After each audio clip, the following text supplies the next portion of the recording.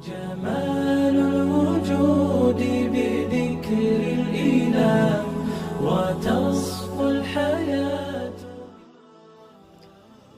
بررسی اندیشه ها.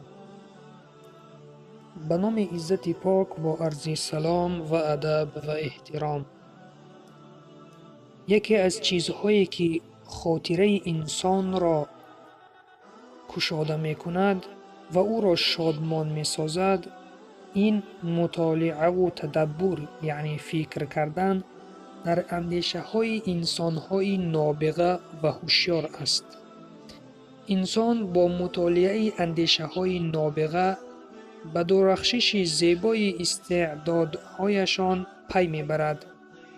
سرور عارفان و بهترین جهانیان پیامبرمان محمد مصطفی صلی الله علیه و سلم است که سایر مردم را نمیتوان با او مقایسه کرد، چون که او به وسیله وحی و معجزه ها تأیید و تصدیق شده است.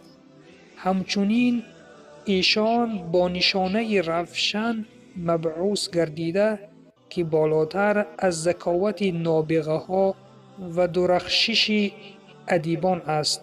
پس برادر و خواهر عزیزم، با خواندن سیره پیامبر، یعنی حیات پیامبر صلی الله علیه و سلم و حدیث ها، حیات خود را درخشان بگردان، چون نوری که از این درس ها گرفته می شود از دیگر شخص ها گرفته نمی شود.